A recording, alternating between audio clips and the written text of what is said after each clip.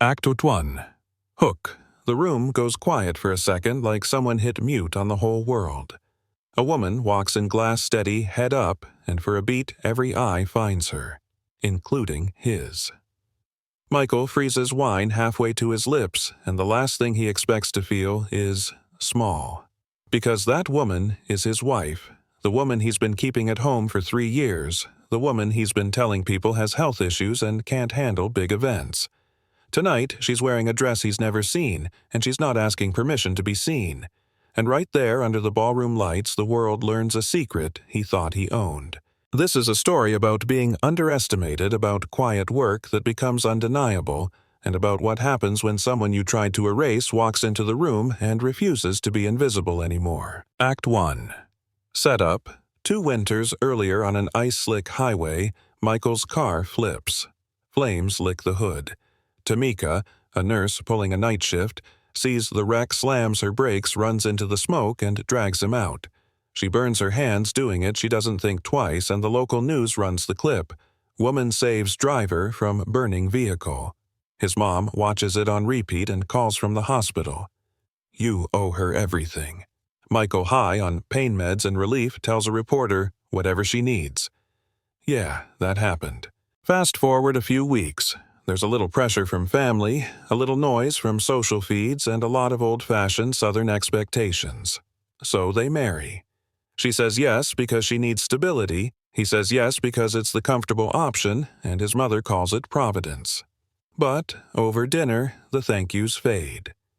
Michael goes to work, she stays home, and gratitude dies in the hallway between the bedroom and the kitchen. Tamika keeps the house the way he likes. Soft clothes, hair tied back small enough to be not a spectacle. He tells colleagues she's fragile anxious, that she's not a social person. Convenient phrases that shrink her into an excuse. But after her shift ends and the light in the driveway fades, she takes off the sweatshirt, opens the door to the storage room, and turns on 3 monitors. Under that hoodie is a woman who does not accept being small. Act 2. Rising Action. Tamika starts with $200 and a rented P.O. box, launching a consulting firm under her maiden name, M. Carter Advisory, because she learned early to keep private things private. She takes her first client, a small nonprofit, writes a winning grant proposal while Michael thinks she's watching TV. The nonprofit gets funded, and a referral comes. Then another. A year in her side hustle becomes a real business, and the numbers start to surprise even her. Revenue clients equity. By year 2, she's advising startups on vendor equity, rewriting procurement policies, teaching companies how not to make the same mistakes Michael's firm keeps repeating. She works her day job at night, she builds relationships over Zoom, while Michael's at networking dinners, and she uses her maiden name so his world won't notice. But she does more than build revenue. She listens. To the CEO calls that leak through the thin walls, to the offhand comments Michael makes about those people, to the jokes passed around the office like badges of belonging. She starts recording not for drama, but for safety, 12 instances, timestamps, and context words that land like knives when you're the one being spoken about. She files complaints, keeps anonymous tips flowing to ethics, hotlines, collects witness statements. She builds a file bigger than a grudge. A dossier of how a culture treats the people it claims to value. Everything changes when Novatech, a tech firm with a reputation for high-profile partnerships, asks her to review vendor relationships. She consults, she advises, and somewhere along the way she becomes more than a contractor. She buys into the buyback when a major shareholder offers stock. She ends up with 30% of Novatech. Not because she wanted control, but because she wanted a seat at the table where decisions get made. Meanwhile, Michael is busy chasing the deal of his life. A multi-year, $5 million contract that would finally move Hartwell Solutions into the league he thinks he deserves.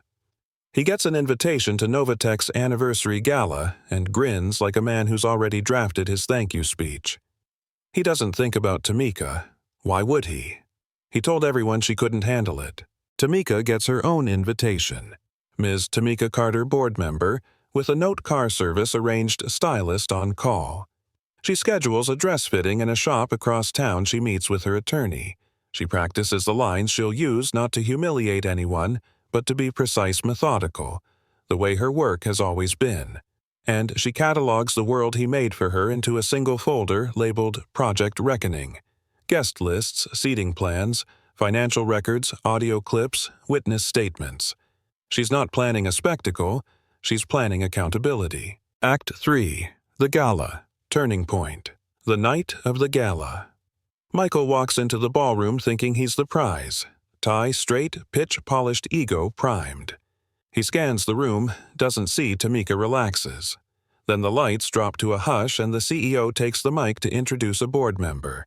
"Please welcome Ms. Tamika Carter." Michael chuckles. Common name, easy mistake. And then the woman in the emerald dress steps into the light. For a second, his drink is halfway to his mouth and he forgets how to swallow. She walks to the microphone like she built the place with her own 2 hands. Because in a way, she did. Richard, Novatech's CEO, lauds her work on vendor equity, the changes she pushed through the partnerships she saved. Then Tamika speaks. Her voice is steady, quiet, but painful. 3 years ago, I pulled a man from a burning car.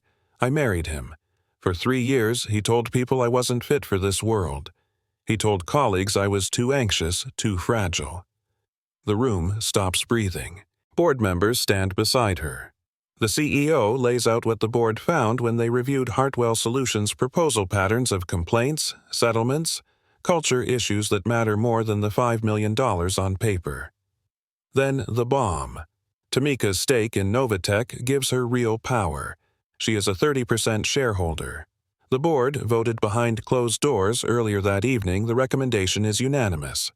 Novatech will not do business with Hartwell Solutions, and as a major shareholder, Tamika has the final voice. Michael goes from color to drain in a matter of breaths. He stumbles forward, angry, humiliated.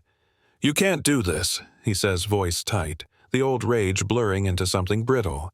Tamika doesn't shout. She doesn't gloat.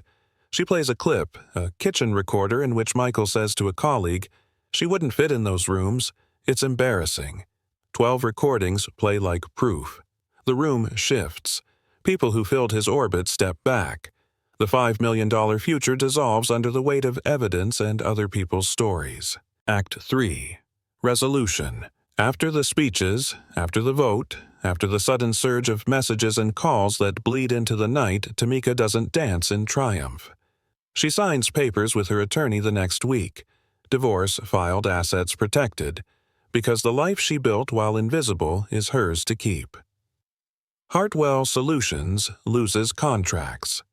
Michael loses his job quietly. He moves cities, starts over. Tamika opens a second office, funds a small foundation to help young people aging out of foster care, and keeps one photograph on her shelf, the house she grew up in. She tells a reporter softly, "Nobody should spend years wondering if they matter." She doesn't say he was erased. She simply keeps building. Aftermath. The open question. The house of cards collapse is satisfying in a way, but the real question this provokes isn't whether she was right to use power. It's whether our systems make it possible for people to be both unseen and capable at the same time. Is taking control and using the leverage of ownership a form of justice, or is it too close to revenge? Does accountability require public humiliation, or can it be quieter, more restorative? People will argue both sides, and they should. I don't pretend this is a morality play with clean edges. Tamika had options, and she chose the one that used the rules of business against a culture that used people as afterthoughts. Michael made choices too, choices rooted in shame and insecurity, in a need to protect an image. The fallout cost him everything. It also forced a conversation companies rarely want to have. Closing. Call to action. So, what do you think? Was Tamika justified in using her position to shut down a deal, even if it cost a man his job? Or is there a better way to hold companies accountable without burning careers? Have you ever known someone who was quietly building something while the world assumed they weren't? Drop a comment with your story. Tell me if you think this was justice or excess. Hit subscribe if you want more stories about people who were underestimated and then made sure nobody could ever ignore them again. Share this with someone who needs to hear that being invisible doesn't mean being powerless, and remember, silence isn't weakness, it's often the calm before the storm.